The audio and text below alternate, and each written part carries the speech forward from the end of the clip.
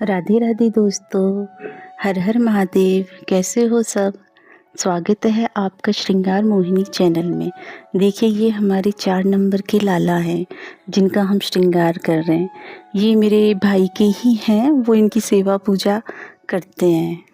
आप लाला का श्रृंगार देखिए और हम आपको आज एक कथा सुनाते हैं जो मदन मोहन जी के बहुत ही परम भक्त थे, सूरध्वज जी की, जो मदन मोहन जी बाबा के अष्टयाम की सेवा पूजा करते थे, अष्टयाम दर्शन किया करते थे। आपको पता है मदन मोहन जी कौन से वाले हैं? जो हमारे राजस्थान के करौली में है। ये पहले वृंदावन में विराजते थे। अब इसकी भी एक कहानी है, वो मैं आपको किसी दिन सुनाऊंगी कि हमारे करौली राजस्थान में कैसे मदन मोहन जी बाबा आए, कैसे उनकी कृपा हुई, वो आगे मैं फिर कभी बताऊंगी। लेकिन जो सूरध्वज जी थे वो हमेशा प्रभु से एक ही प्रार्थना करते थे। वो 8 झांकियों का दर्शन नियम से किया करते थे और प्रभु से प्रार्थना करते थे, संतन की पनही को रक्षक कहाऊं। अर्थात संतों के जो पैरों की जूतियां हैं, जो पनाही हैं, उनका वो रक्षक बने। एक संत जो कि वहाँ मदन मोहन जी के दर्शन कर रहे थे, उन्होंने देखा कि प्रभु से सूरध्वज जी क्या मांग रहे हैं, तो उनको ये सब देखकर थोड़ा आडंबर लगा।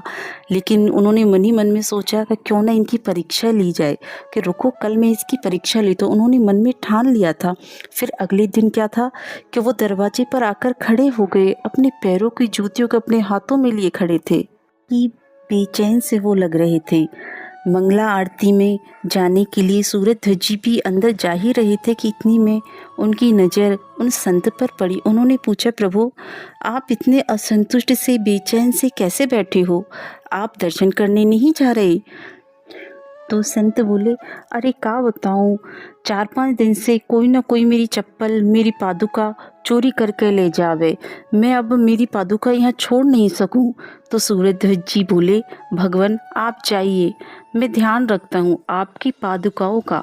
संत बोले, नहीं, मुझे पता है कि आपका नियम है 8 झांकियों का दर्शन करने का, इसलिए आप जाइए। अरे मैं तो मांगता ही यही हूँ, मुझे पादुका की सेवा का अवसर मिले। सूरध्वज जी बोल उठे कि मेरा तो मुझे बड़ा आज सौभाग्य है कि मुझे ऐसा अवसर आज मिला है। तो वो भी मान गए और अंदर दर्शन करने के लिए वो संत चले गए। सूरध्वज जी आनंद से भर गए। उन्होंने पादुकाओं को हृदय से लगा लिया, जैसे दोनों पादुका प्रिया प्रियतम हो, राधा कृष्ण हो। दोनों आँखों से आंसू झड़ने लगे। सूरध्वज जी को सुबह से शाम हो गई, दरवाजे पर कि मंगला हो गई, श्रृंगार हो गई, बाल भोग हो गया, ग्वाल हो गई, राजभोग हो गया, पर संत बाहर नहीं आए। पर बाहर सूरध्वज जी पादुकाओं को छाती से लगाए बैठे हैं और उधर मंदिर में वो संत सोचते हैं कि मैं देखता हूँ ये कितनी देर तक पादुका संभालते हैं। लेकिन उन्हें ये पता नहीं था कि वो कितने दृढ़ निश्चयी हैं अपने बात के लिए, अपने काम के लिए। अब तो समय शयन का आ गया, अंतिम दर्शन भी बंद होने लगा। अब संत को लगा कि अब तो ये आ ही जाएगा, पर सूरध्वज जी भी ऐसे ही बैठे हुए हैं, नेत्रों से अश्रुधारा बही जा रही है। मंदिर के पर्दे गिरने लगे, कपाट बंद हो गए।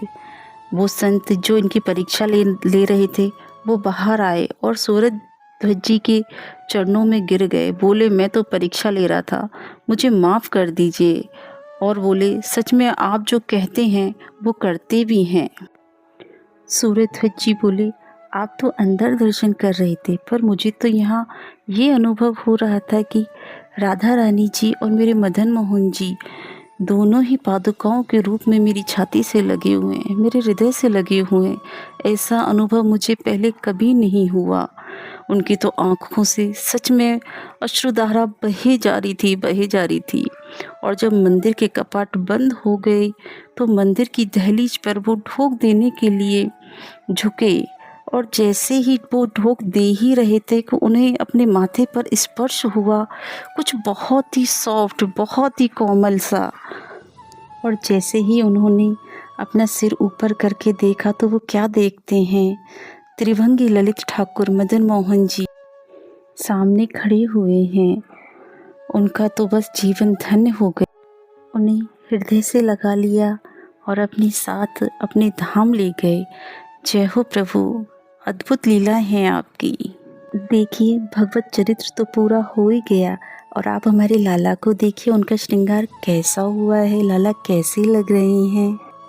लाला भी अच्छे से तैयार हो गए हैं, उनके बाल वगैरह ज्वेलरी सब कुछ बहुत अच्छे से बन गया है। और आज भैया शाम को लेने आ भी गए थे कान्हा को, उनको भी बहुत जल्दी थी क्योंकि जो सेवा करते हैं ना उनसे रहा भी नहीं जाता लाला से दूर। देखिए लाला को देखकर बड़े खुश हुए सभी, उनका बेटा भी था, उनकी बिटिया रानी भी थी। तो कमेंट शेयर सब्सक्राइब करें। राधे राधे।